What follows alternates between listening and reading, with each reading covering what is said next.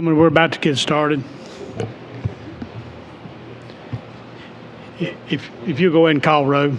Hill, Wadsworth, Here. England, Bedsole, Brignock, Chestnut, Faulkner, McClammy, Pettis, Here. Robbins, Robertson, Simpson, Starnes, Stringer, Tillman.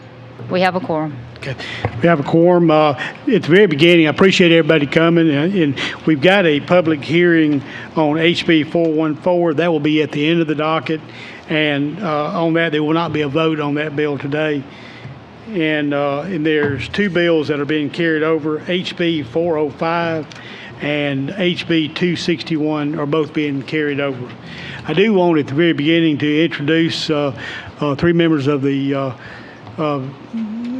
three circuit clerks that are here. One is Darren Glass from Marengo County. The other is Mary Robertson from Lee County, and also from my home county, J.D. Snoddy from Winston County. And we appreciate y'all coming. The first bill. You call her first. She's gonna. Okay. Well, we're going to take one out of order. SB 203, Senator Figures. She's got to get somewhere. Okay. Sorry, I forgot. Okay. Oh, it is on. Yeah. Thank you, Mr. Chairman. To you, the distinguished chairman, and the distinguished members of this committee, thank you for putting this bill on your calendar today. You have already passed this bill out of this committee already. The companion sponsor was Representative Givens. And wait a minute, let me get my thoughts together. This is Senate Bill 203, and it enhances the penalties for crimes against children, if you recall that bill. It allows law enforcement to be proactive when investigating crimes against children. It creates a new crime. It allows the admissibility of statements of children under 16. And it also clarifies that voyeurism first degree is a sex offense requiring registration. It removes the defense to kidnapping in the first degree if the victim is returned unharmed to a safe place. And it adds kidnapping by deception to kidnapping in the second degree.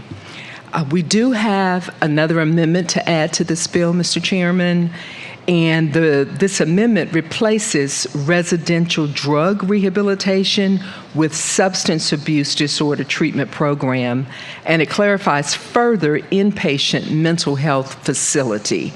And I believe Representative England is going to offer that amendment. Go ahead, Representative England. It does. First, thank you for recognition. It does exactly what Senator Figures mentioned, and if I can read it if you want me to. Yeah. Okay. Well, I'll make a motion to adopt the amendment. Is there a second? All in favor of the amendment, say aye. Aye. Opposed? The bill now is amended. Do we have any questions on the bill as amended? Do we have a motion to give the bill as amended a favorable report? Second. I think we got Pettis had said that, and I believe Faulkner was second. All in favor of giving the bill a favorable report, say aye. Aye. Opposed? Bill gets a favorable report. Thank you, Mr. Chairman, and thank you, members of the committee. This has been a great day for me. This is my second House committee, and both of my bills were passed out unanimously, so thank you for your service. Okay, thank you. Thank you. The next bill is going to be SB 118 bail, but Representative Brignock is carrying that bill, and I think you're just going to stay where you're at. Yes, sir. It does have a substitute. Okay. But this is the Senate version of the bill that I carried last year and again this year for Aaliyah. This is the one that has to do with background checks and also the biometric data that is recorded upon arrest. If y'all recall that, it also made it to the floor earlier this year and got bogged down. Well, this version has been reworked to some degree to take care of the issues that were raised, and that leads us to the substitute. Okay. Before we have any questions or comments, I'm going to get the sub adopted. Yeah, move for the sub to be adopted. Second. Okay. All in favor of the substitute to be adopted, say aye. Aye. Opposed? Bill is substituted. Do we have any questions or comments about the bill as substituted? Could you tell us what was taken away and what was added?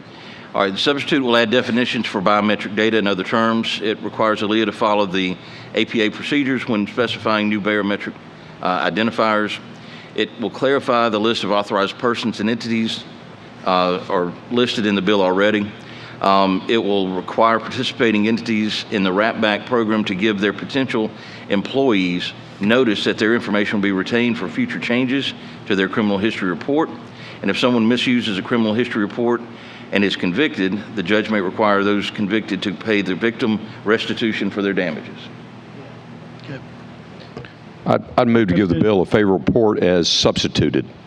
Second. All in favor, give the bill as substituted a favorable report. Say aye. Aye. Opposed? Bill gets a favorable report. Thank you, Chairman. Thank you, members. Next bill is HB 420, Representative Butler, and I believe you have an amendment with That's correct, yes. Thank you so much, Mr. Chairman and members. My nephew is a prosecutor with Etowah County District Attorney's Office, and he pointed out to me the other day that it is a lesser crime to shoot into an occupied school bus or building than it is into an occupied car. So this literally would level it up. It would take it from a Class B to a Class A felony. And we are expecting a friendly amendment. Okay. And we have Representative Bedso, do you have a question on the bill? I have the amendment. You have the amendment. Any questions on the bill as is? On the substitute, would you explain the substitute? On the amendment. Yes, you want me to explain the amendment? Yeah, please. Gotcha. So simply I have to direct your attention to line 58 through 60 on page 3. There's wording that indicates a person shall not be in violation of this section if he or she is under 19 years of age. The amendment simply strikes that. So if he or she is under 19 years of age, they can be charged with this crime. I move to adopt the amendment. Is there any questions on the amendment? Okay, do we have a motion to approve the amendment? Okay. In a second.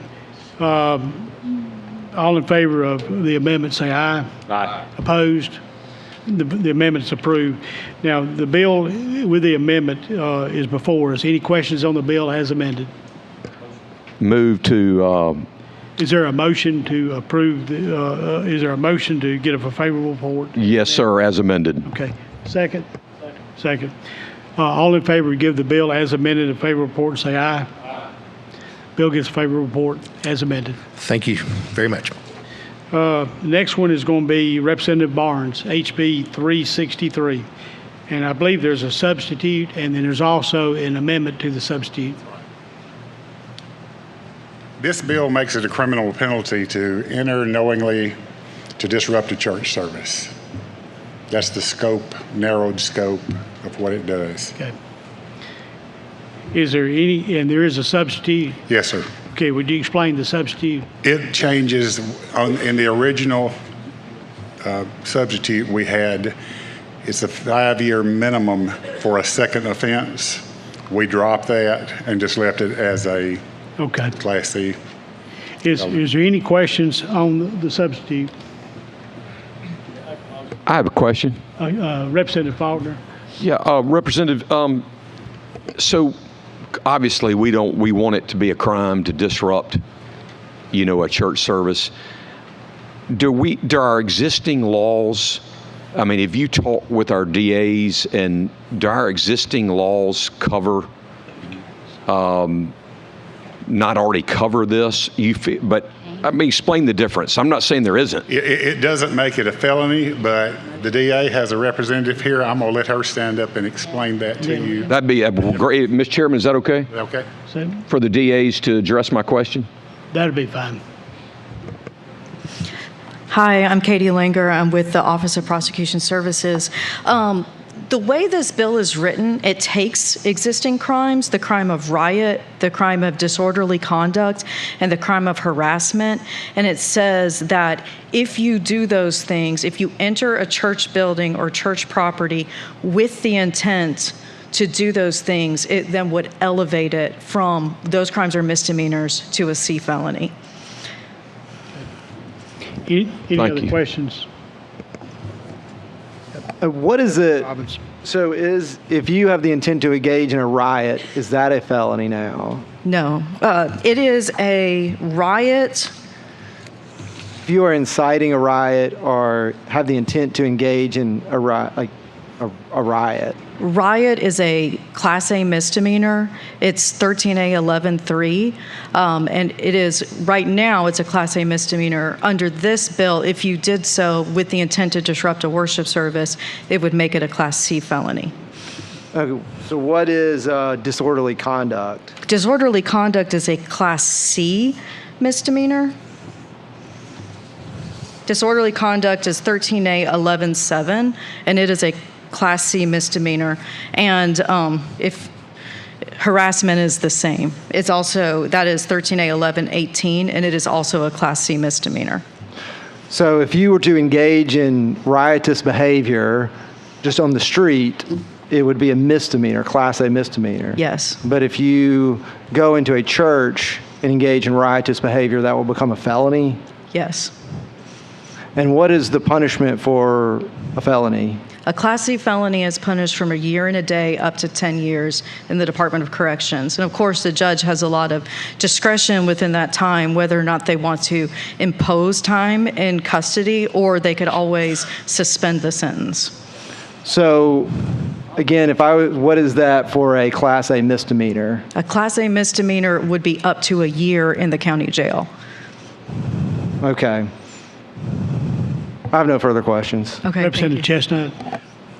Yes, so I have a question. I've had an opportunity over the years to represent people on various sides of church fights, intra-church fights, where the pastor, the deacons want the pastor gone. There are people who want the pastor to remain, and then there becomes these huge arguments about who goes and who stays and things of that nature. So I've seen where it's gotten physical. I would say on 2 of those 3 occasions, and the third one, I think the deacons put a lock on the door. So in 2 of those 3, there were literally physical, shoving, pushing, disruption of church service. Under this bill, a person who goes to the same church and who's actually engaging in the church political process of wanting what's best for the church, that person could be, charged with a felony? No. Not under your hypothetical. Under your hypothetical, that person is going to church with the intent of engaging in a church service. This bill requires that you go to church solely with the purpose of disrupting it. And so your intent from the outset has to be to enter to disrupt, not a situation. And I've been in churches too where things can get a little intense when, arguments come up. This bill would not cover those situations. There may be other criminal laws that when things get physical at church might cover those situations, but this bill wouldn't do that. So this bill says solely for the purpose? Is that what it says? This bill says that the individual has to knowingly enter a church building or church property with the intent to disrupt the worship service.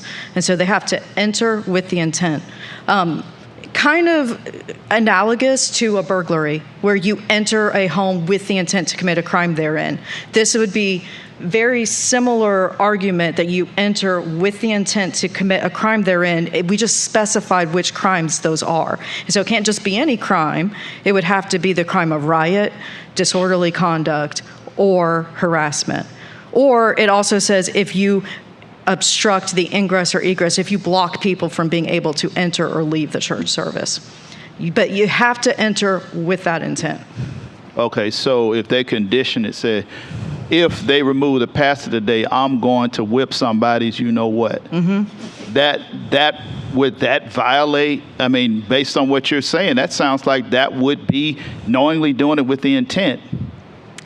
No? I think if you're in a church business meeting, things go south and you end up with fighting words, I think that would be maybe be able to be prosecuted under harassment or something else with fighting words, but it couldn't be prosecuted under this because you didn't go there with that intent. Things just escalated that way. And so that's different than if you're going there for the purpose of disrupting this worship service.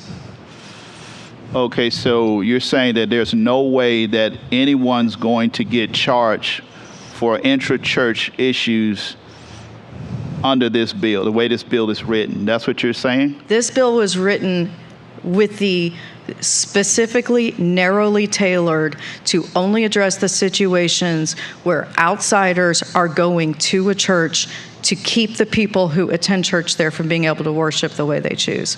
That's what the elements would require.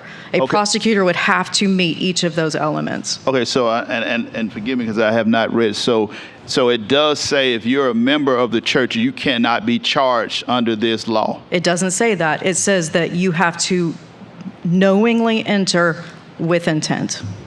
Okay, and that's what I'm saying. In the cases that I told you that I personally represented people on, that actually, those things happen. But people made statements. I'm going to do this and I'm going to do that. And what you're telling me is that these folks could have very well, I mean, we essentially handled it eventually. We went to civil court and it was worked out. But with one of them, it was literally people got physical. The people got charged with misdemeanors, and I think some people were convicted, some people were not. But in that scenario, you're saying, look, these folks are going to get felonies. So church members, just like outsiders, can get. I mean, I know what the intent is.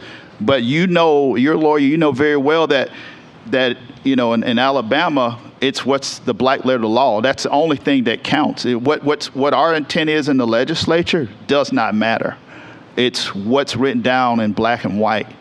And so is there a way to remedy that to where we don't include church members, where we accept them from prosecution?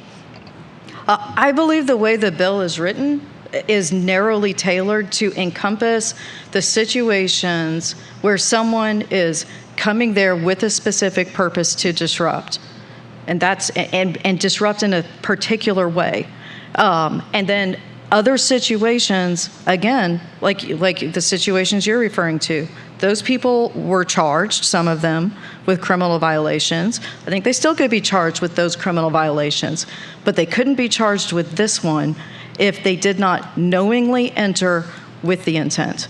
And I think because prosecutors are very familiar and comfortable with like a burglary type concept, they are very comfortable parsing out the difference and what is the reason. Prosecutors determine the difference between trespass and burglary all the time.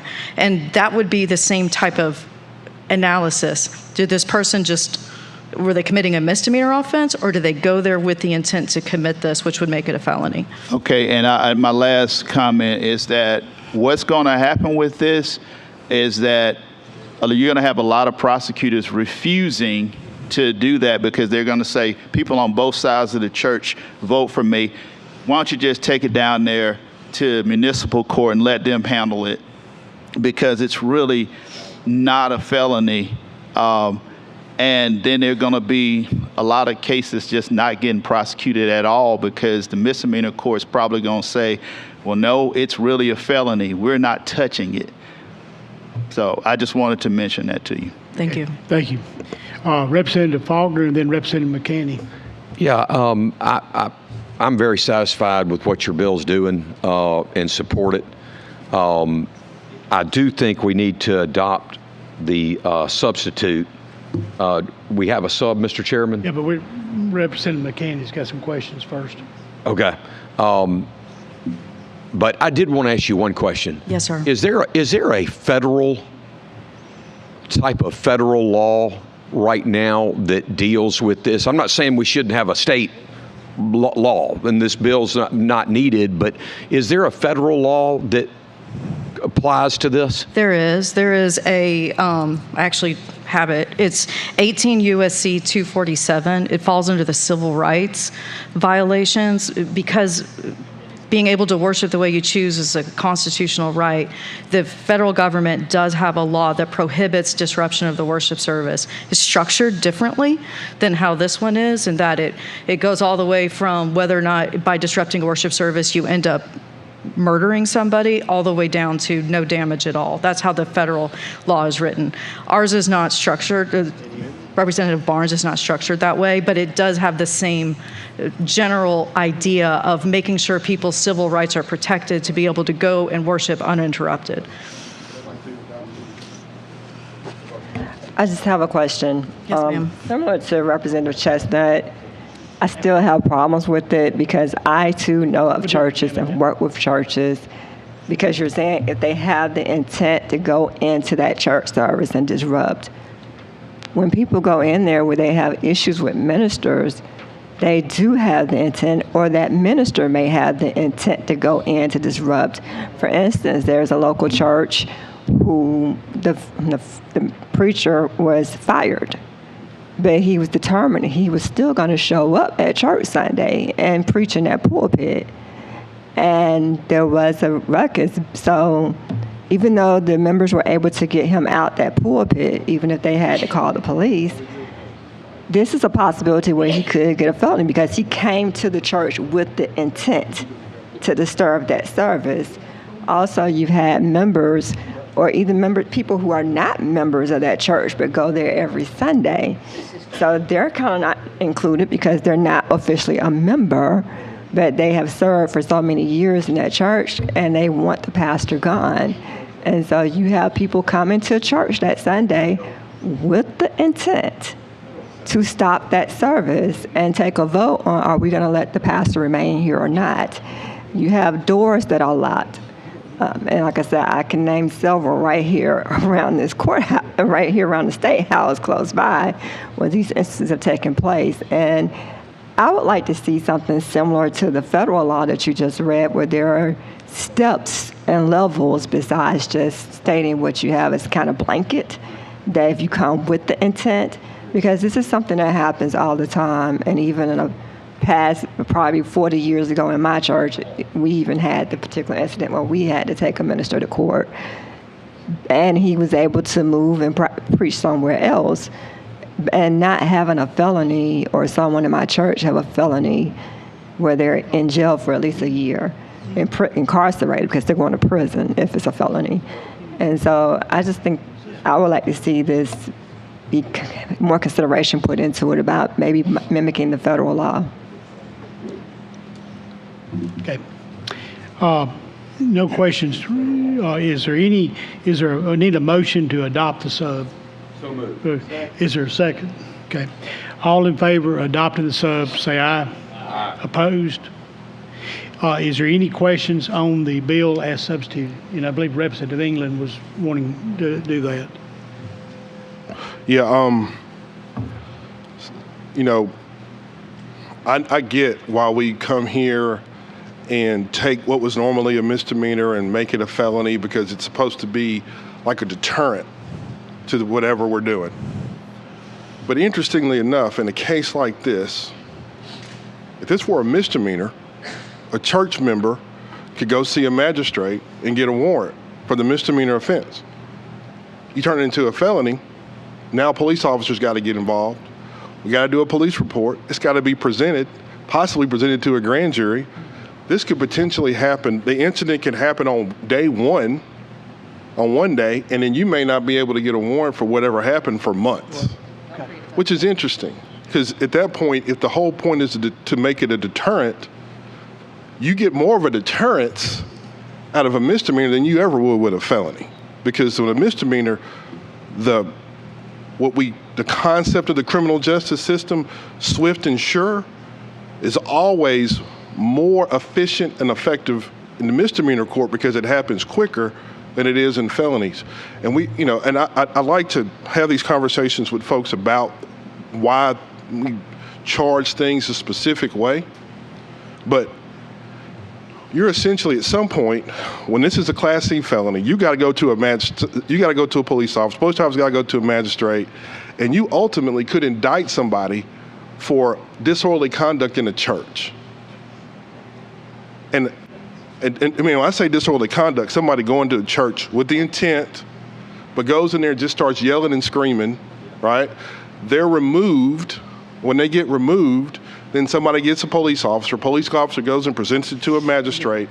Magistrate then, they investigate it, talk to witnesses, and then ultimately they're looking at a fact pattern where somebody just yelled, screamed in a church service could ultimately be looking at a Class C felony that has to be presented to a grand jury. When it's presented to a grand jury, that person who committed disorderly conduct in a church service now has a bond that's probably going to be between maybe close to $10,000 maybe. No bond. So and I get where this came from. I understand what we're doing, but I honestly think Class C felony, making it like this, is probably working against the stated intent of this legislation to become a deterrent to whatever happened, because the likelihood is somebody in that process is just going, especially a police officer who's got a lot to do, is probably going to talk you out of it. But again, I understand where it comes from, but I think when we rush to say, make this a Class C felony, increase the punishment, it actually dissuades prosecution in most situations. Representative Robbins. Thank you, Chairman. I've been thinking about this bill, and one of the things I think about is there's a centuries-old tradition, and I just Googled, I couldn't remember the term, it was a Latin term, but it's called truce of God. So the church is supposed to be a respite from all violence and all activity. So if you were during the Carolingian Empire, if you were in a church, and during the medieval times, you were in a church that was a place that was holy, and you could not fight there, you could not engage in physical harm, the war would have to eventually stop at the church's doors. And if you were ever attacked, the church was always the place that you could go during barbarian times and avoid being, killed, raped, and have you. So I don't want politics in the church, and I don't want violence in the church. And I think that the example that we have and that we've talked about is violence coming into the church door and coming into the church. However, at the same time, I'm questioning, do we want to make it to where the church itself, that institution that is supposed to be above politics, be the one engaging in deciding whether you committed riotous activity or disorderly conduct within our service? So you would make the church now be the arbitrator of, you disrupted us, we don't like you, because the church should always have open doors to all people. And if you start saying we don't like the conduct that you engaged in within our church doors, we're going to charge you with a felony, becomes I don't know. I do not want harm, and I don't want disruption to church services, but I want the church services to be open to all people. And sometimes people might be a little disruptive. And do we want to create felonies for people that are disruptive in a church service?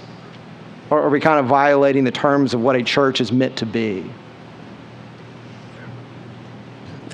Are you asking? I'm asking you, do you think that's violating the terms of what a church is meant to be, which is open to all people and open and allows you to disagree but come to a conclusion that we are all seeking a higher purpose and seeking God in what we do, as opposed to turning and charging felonies against people if they enter into your church? I think it kind of ties into what Representative England was talking about, where when you have misdemeanors, is really the impetus is on the church member to go swear out a warrant. The benefit, actually, of having a felony is it keeps the church, this pristine being that is above politics and outside of that issue from being the final arbiter of whether or not this charge should be brought, because it then turns it over to the state, who is used to determining whether or not conduct meets the elements of an offense, and then the state proceeds against the people who disrupted the worship service, as opposed to leaving it to church members for them themselves to bring actions against somebody who disrupted their worship service. Right, and so it would be on the church members or the church itself to say this conduct was disorderly, this conduct disrupted our service, or would it, was it members, or is it the church to say here's our traditional service and we don't approve of the behavior in which you engaged in within our church service? If you are in a misdemeanor context, the people who would typically bring the charges would be the other church members. If you have a riot happening inside of a church, and that is a situation, not always, but I would think the majority of the time, the police would be involved in trying to break up a riot that's happening inside of a church, then at that point, the state would be the entity pursuing the charges. And to say a riot inside of a church service, if you entered with the intent to commit this crime, this riot, the state then would say, you have violated the law, it's a felony, and they will pursue the charges. Representative England. So let's talk about disorderly conduct for a second. What is disorderly conduct? Disorderly conduct. Because I want to make sure, because you talked about keeping politics and whatnot, and this allows for that to happen. But if you look at the definition of disorderly conduct and what constitutes disorderly conduct, it actually injects politics into that, because part of what can be disorderly is if you do any of the following, not either or and any of, engages in fighting or in violent, tumultuous, or threatening behavior, makes an unreasonable noise, in a public place uses abusive or obscene language, or makes an obscene gesture, without lawful authority, disturbs any lawful assembly or meeting of persons, obstructs a vehicle or pedestrian traffic or transportation facility, and congregates with other persons in a public place and refuses to comply with a lawful order of law enforcement to disperse. Now, who determines, for the purposes of this statute, what is abusive or obscene language or makes an obscene gesture? It would be a magistrate, right? At the initial determination, a magistrate would make that initial determination. But if the person from the church determines that what was that political speech that you engaged in, because let's say my intent becomes very clear that I'm coming to disrupt this church because I got a t-shirt on that has some hot button political statement on the front. I walk in, I immediately attract everybody's attention in the church, which means that my intent to disrupt just became clear because of my t-shirt. They don't like my t-shirt, and they start talking to me. And ultimately, my t-shirt becomes the subject of a disturbance in the church because of the political statement that I just made. So ultimately, they escort me out. Then they go to a magistrate or a law enforcement officer and said, this person came into my church with this t-shirt on because clearly he wanted to interrupt, bother, disrupt our service, and he in fact did when we had to escort him out for whatever disagreeable message he had on his t-shirt, or the fact that he said something, or he yelled, or he shot the bird. Things that were outside of that church would normally not be criminal. But because I came in with the intent, which is expressed by something that I walked in with, I'm ultimately looking at a magistrate and law enforcement officer discussing my freedom of expression in that church now being the intent and subject matter that may end up with me being charged with a Class C felony. Now, as you said, hopefully the amount of time that goes through from beginning to end will chill that a little bit. But you understand what motivated this bill is what's also going to drive the prosecution of it. So, in my opinion, if this is going to be an issue for us to discuss, I think the standard should be a little bit higher for a Class C felony than just engaging in disorderly conduct in a church. So I think it would make it just a little bit more palatable for most people if we eliminated the disorderly conduct part of this. Because disorderly conduct in general is such a very low standard to be arrested for that even exposing that sort of conduct to a Class C felony just because the venue is different is very problematic, in my opinion. Mr. Chairman? Now, I believe there's an amendment. There appears to be an amendment here that's very short, and it's in your packet on lines 54 through 60, and it makes it what the sponsors already talked about, a Class C felony. I move for that amendment to be adopted. Okay. Can you explain the amendment? Well, that's all. It's just one sentence. Okay. Okay. Is there a second to adopt the amendment to the sub? It's on top of the substitute. Got a second. All in favor? Any questions on the amendment? Hold on, Pettis and I don't see the amendment in here. It's in there. It's in there. Okay, it just changes it to a Class C. Okay. Any All it any questions on the amendment? All in favor of giving the amendment to the sub, approving it, say aye. Aye. Opposed? Nay. One nay. But the amendment gets a favorable report. Now we have a substitute with an amendment. Is there any questions on the substitute and the amendment? Real quick. Okay. And I'm gonna do a roll call vote on this one. Okay. This is directed at the sponsor. Yes. And, they may not be comfortable answering this question today, and that's fine. But at some point, would you be comfortable with an amendment that takes disorderly conduct out of this bill? Probably not. The scope, and I listened very carefully to everything you said, and I respect everything you said. I disagree with some of the things you said because you gave some scenarios that I personally have never seen in the church. I'm sure they exist because you said so. I've never seen any of church members in my entire life go in and start a ruckus intentionally. And intent, I think, is the key word here that we kind of lose sight of. You have to go in for a particular purpose, and that has to be proven. Intent has to be proven by law. So I feel very comfortable with where we are because I am very adamant that we use this as a deterrent and that we set a standard for hopefully the country and certainly Alabama. We're not going to tolerate that type of behavior here. Mm-hmm. If the church isn't sacred, then where? But it's interesting, you said that I'm talking about a scenario that that doesn't happen, you've never seen happen. Correct. But your bill is motivated by a first-time offense that you've never seen happen in the first place. That's right. And we want to make sure that it doesn't. Right.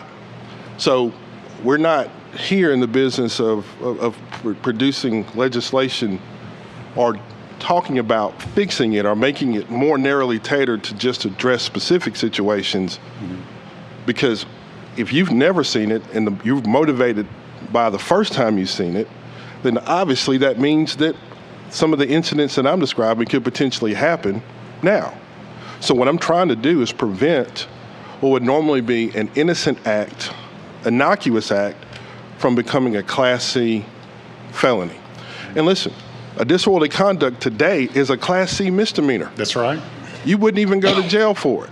And if I acted a fool outside your church, I get a fine.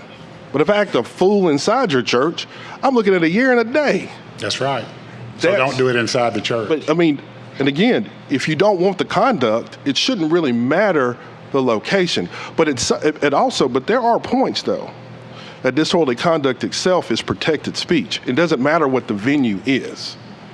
So, anyway, just letting you know that I think if we narrowly tailored this, so minor conduct, which is in the eye of the beholder, because remember, if I'm in your church and I make an unreasonable gesture, meaning I stand up and I just shoot everybody and they're the bird, you take me into custody, you escort me out, then you go to get a warrant. Technically, just by the letter of this law, I could be charged with a Class C felony. Is that what you want? Most people are not going to do that in a church. Like I said, I've never seen that. If they have, they've come there for a disruptive purpose instead of to worship. And if it breaks out into something, and you mentioned membership earlier, if something breaks out between two members that are there in the church as a result of something the preacher may have said or something along that line that incited them to some degree, this bill would not cover that.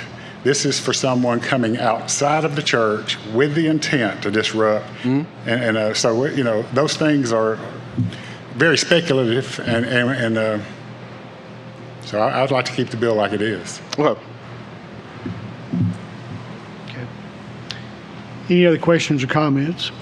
Do we have a motion to give the bill as substituted and as amended a favorable report? so moved. Do we have a second? Second. I think we got a roll call. Wadsworth, Yes. England, No. Bedsole, Yes. Brynjar, Chestnut, No. Faulkner, Yes.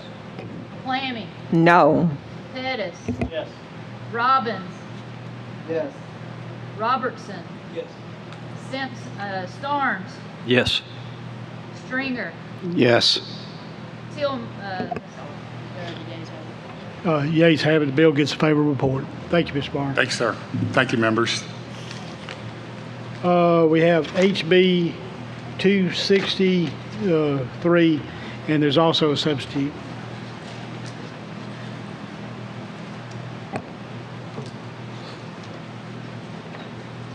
Thank you, Chairman. So HB 263, basically what this bill does is that if you are a health and wellness app, like so many of us have on our phones, you know, whether it's Fitbit, whether it's something that checks your sleep patterns, any of that, that you're getting medical grade information, which if you did that at a doctor's office, it would be HIPAA protected. And so the point of this bill is to make sure that that data is protected just like it would be if it was a doctor's office. And the substitute kind of, I don't know if we first need to adopt the bill and then do the substitute, but. Okay. Any questions on the bill? There's a substitute And the substitute, all it changes is it clarifies that we're talking solely about applications, mobile applications. Before it was a broader definition, and we narrowly focused directly onto the applications themselves.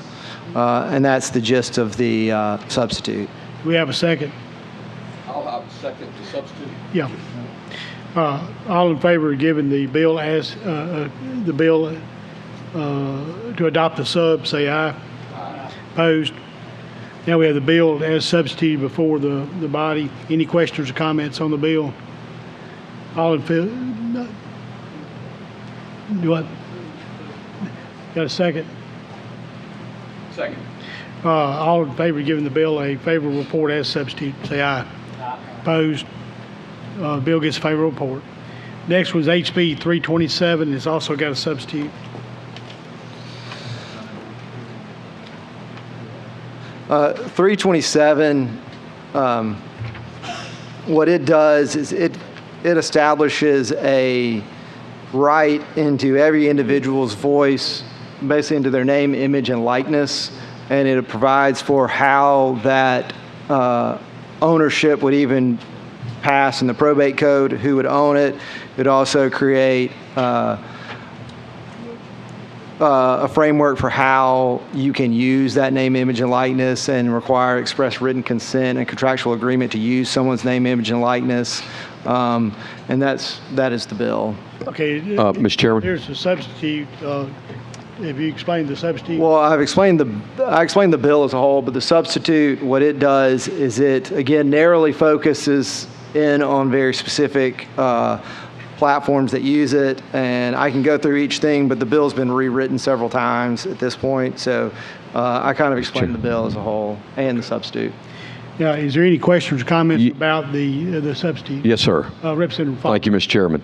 Representative Robbins, I would ask if you might consider this going to... No, I'll just carry it over if you're going to send it to a subcommittee. Well, it'd be the same. I know, but I've carried it over a couple times, and I know what the issue is, and I'm going to amend it if the we get out of right here. to this other act that is, I believe this is the one that they felt like it was a really good idea to update an existing law that we had with the digital replica. Right, we passed digital replica about 10 years, like we were ahead of the curve, but this is a little more expansive. It goes into the actual ownership upon someone's death as part of the estate, and then does the estate have the ability to contract out the use of that as opposed to who, it establishes the ownership of your name, image, likeness, and voice.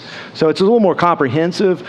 Yeah, the digital replica, we're ahead of the curve in a lot of states of what we already have. This is just a more comprehensive bill, but I know there's an issue about reference to one federal code section that another group would like, but I think what I have is fine. And there's another issue about...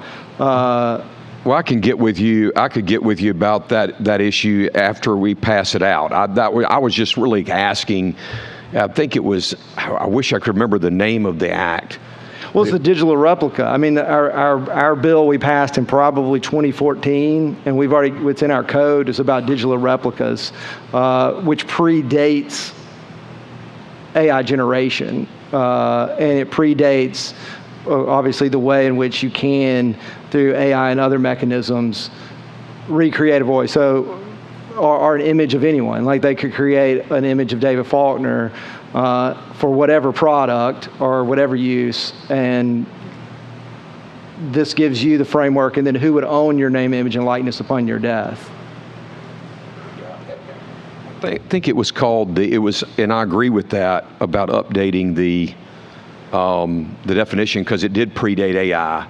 I thought it was the Right of Publicity Act. Well, it could be, but I mean, it could be the right to publicity, digital. I'll get with you later. I don't want to hold your bill up. I mean, my intent is not to kill your bill.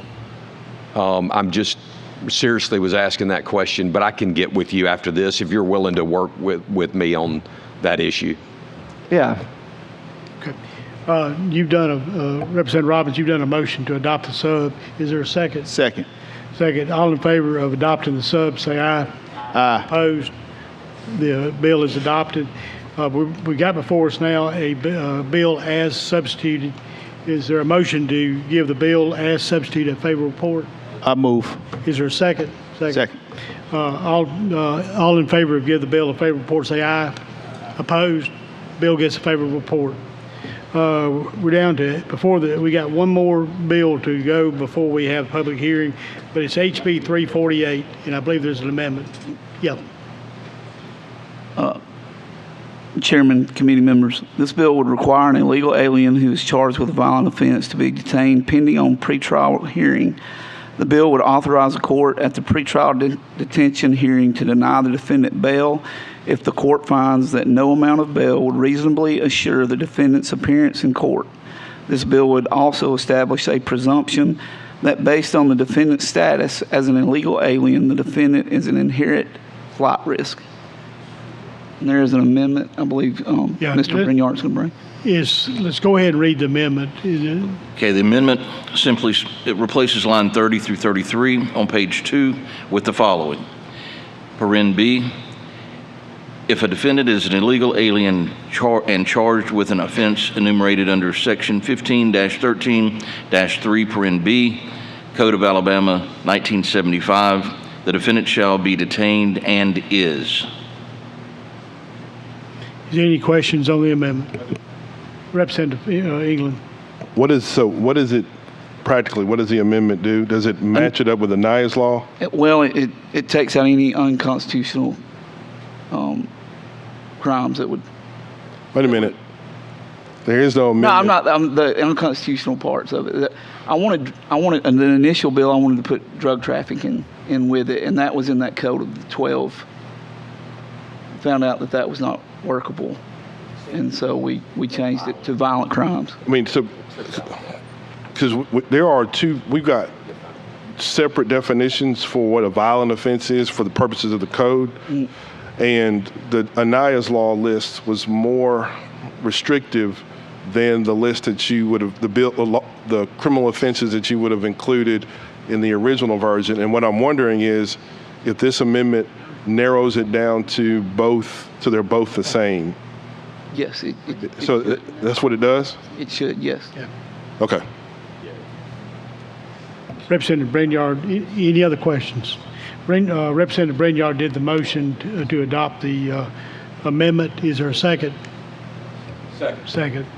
All in favor of adopting the amendment, say aye. Aye. Opposed? The amendment is adopted. We have the bill as amended. Is there any questions on the bill as amended? Representative England. Also, just real quick, when somebody is being arrested for an offense, generally speaking, we take into account their how much of a flight risk they are, and we do that regardless of immigration status. So what would this do differently than practically we can do now? Well, I think it just puts those two together, the presumptions that you're an illegal alien and you've committed a violent crime, that you're an inherent flight risk at that point, period. Okay. All right. Now, tell me if I'm wrong. I could be 100% wrong on this, but I believe within 72 hours, you have to have some sort of hearing to determine bond. Is that right? I think that's right. Within 72 hours. What would if we can't get the requisite information within that 72 hours to determine if this person is here legally or not? After 72 hours, we wouldn't necessarily be holding that person because of the crime they committed, but we would be holding them for their immigration status, which would go directly to very unconstitutional. I mean, because if you're holding somebody without a constitutionally guaranteed right to bond based upon a suspect classification, which this would be because you wouldn't be able to substantiate their immigration status, you've gone, I mean, that is a fundamental violation of the Constitution, of several constitutional amendments.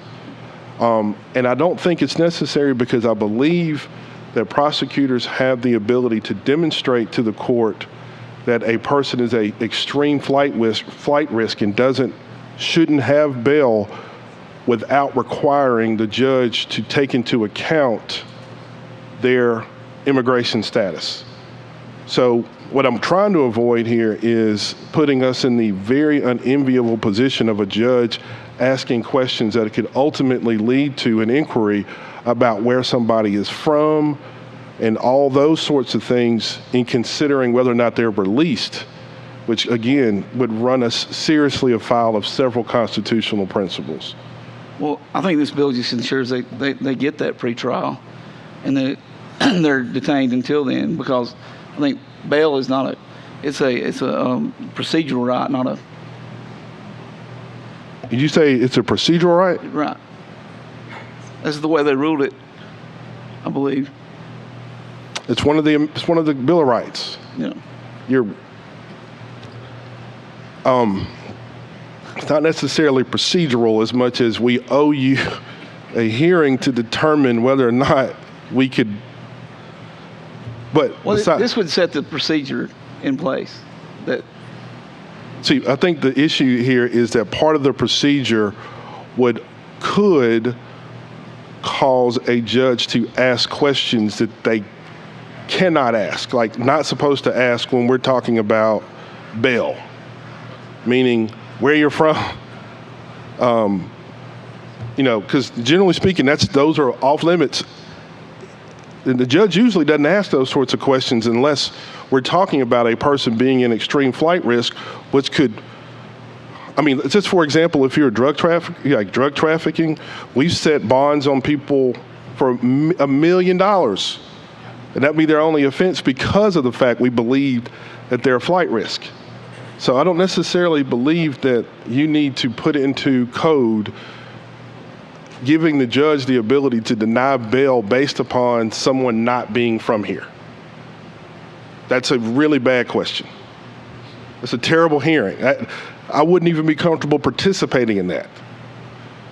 So I know where we're headed here, but this one, just in my very, very humble opinion, this bill is super unconstitutional.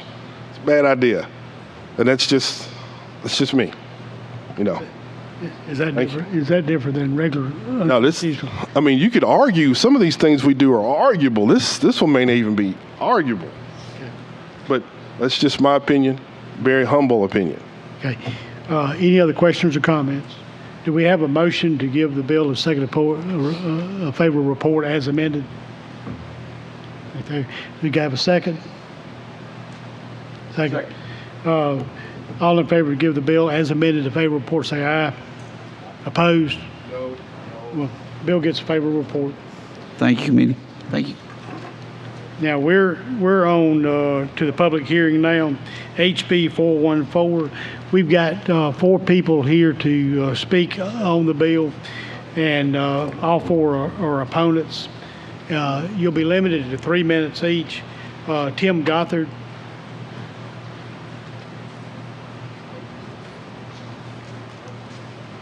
Yeah, I need the sponsor of the bill. You want him to speak first? Yeah. Okay. Sorry about that. Would you explain the bill? Yes, sir.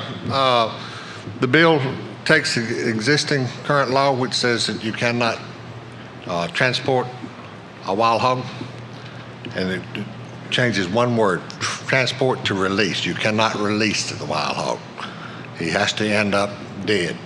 Whether you take him home and put him in a pen and feed him and fatten him up, butcher him, or you take him to the stockyard and sell him, he has to end up dead. Okay.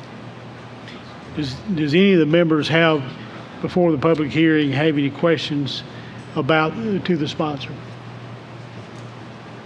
Okay. Tim Gothard, if you could come up, please.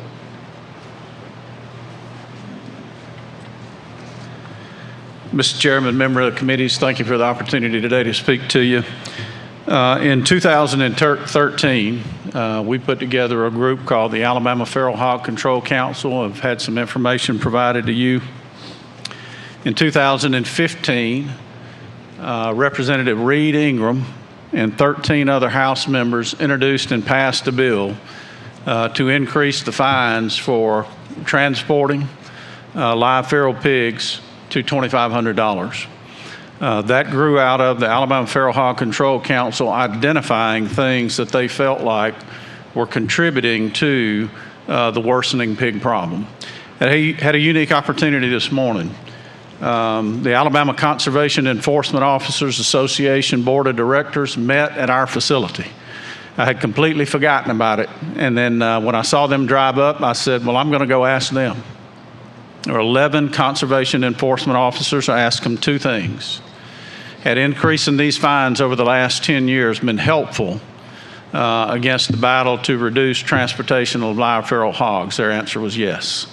I asked them what would happen if this is taken away. And their answer was, you're going to open the lid back up to transportation and release of feral hogs here in the state of Alabama.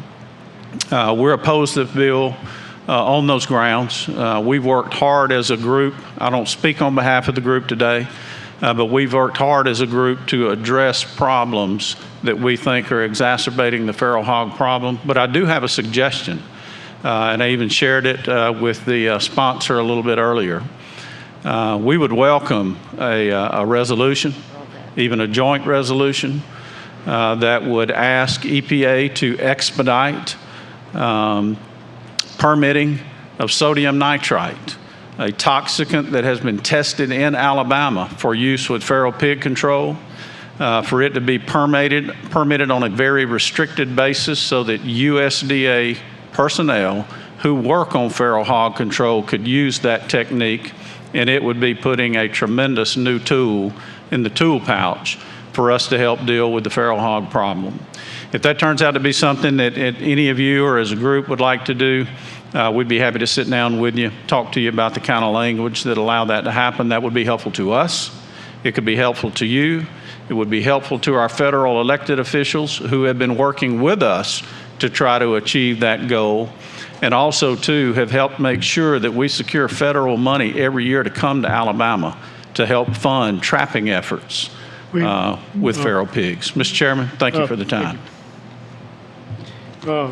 Mike, I believe Palmer.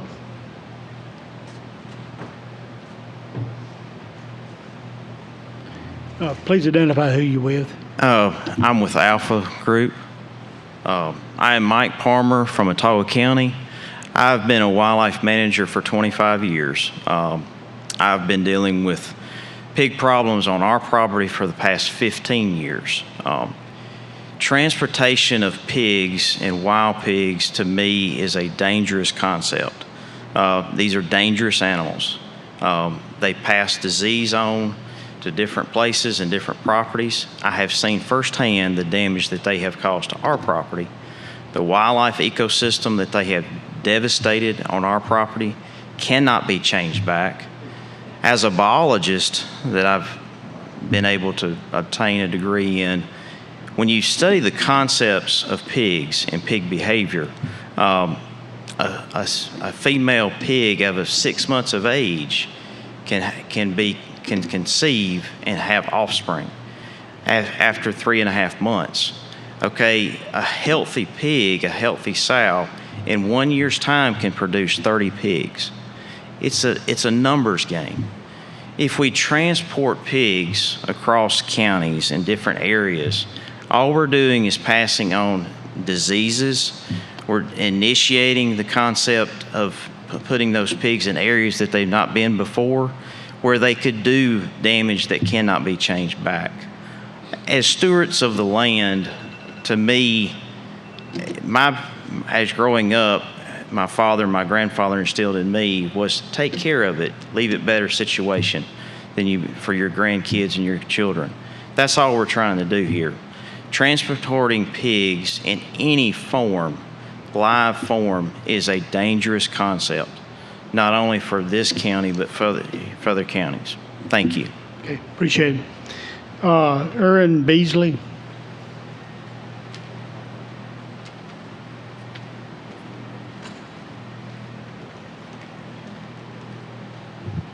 Thank you, Mr. Chairman, members of the committee. I'm Erin Beasley. I'm with the Alabama Cattlemen's Association, and we stand today opposed to HB 414.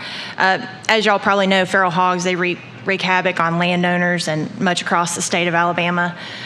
There's an estimated $50 million a year in damages for the state that have been seen, and that's according to the Alabama Soil and Water Conservation Committee. We've got a lot of programs that are in place that landowners can utilize to both trap and kill feral hogs, because we know that the amount of damage that they cause both in our pasture lands as well as in our fields where we're row cropping.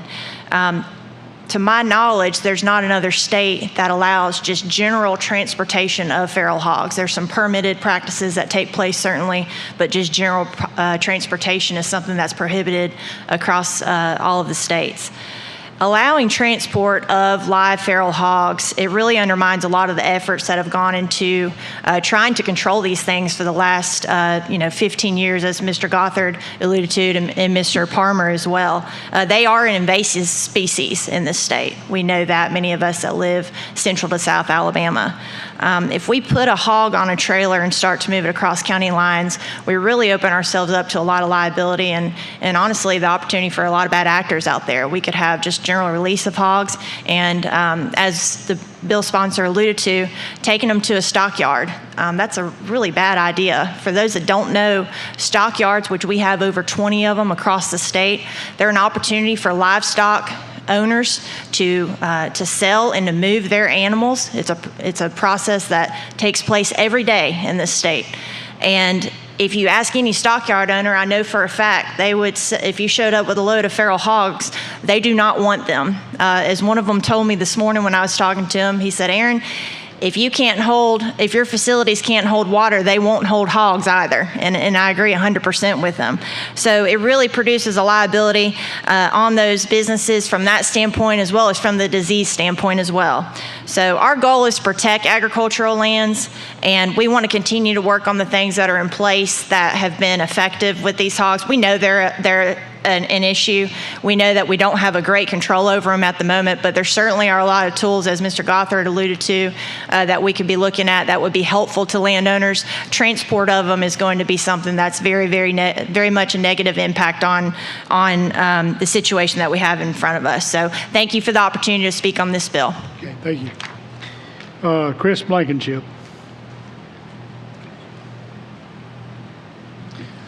Good afternoon. I'm Chris Blankenship, the Commissioner of the Department of Conservation and Natural Resources, and I won't belabor a lot of the points that were made by the previous speakers other than to say that Feral Swine Control Council that was put together back in 2013 and resulted in the legislation that was passed in 2015 to put this law in place was made up of a wide group of people that went into this and a lot of debate and discussion to put this law in place to begin with in 2015. That included the Alabama Wildlife Federation, ALPHA, Alabama Soil and Water Conservation, I think the Forestry Association, Forestry Commission, our department, Department of Ag and Industries, Cattlemen's Association, and other groups that all work together to do multiple things to try and control wild hogs and their proliferation in our state. I appreciate the sponsor's heart on this bill. I think his desire is to get rid of as many hogs as possible, and he thinks that this might be a way to do that. However, I think it's been proven in our state and other states that the transportation of wild hogs has exasperated the spread of those, and it's extremely dangerous and it's too risky to institute that again and allow the transport. We've seen since 2015 has been a very effective tool at keeping down the spread of wild hogs, and I would as a department, we would be against allowing that again. We've worked in good faith with the legislature and tried to do put some things in place like a nighttime season for feral hogs, some incentives through the Alabama Soil and Water Conservation and the conservation districts, and working with our federal legislators to put money into the Farm Bill and other places that come back to the state for trapping, corral trapping, and killing those on site, on properties, and that has been effective. And we'd appreciate maybe having more opportunities to do things like that are more effective at controlling the hog without the risks. And there's also, I didn't know if it was known that there's a joint legislative committee on feral hogs that had met, I guess 2 years ago, maybe the last time that they met.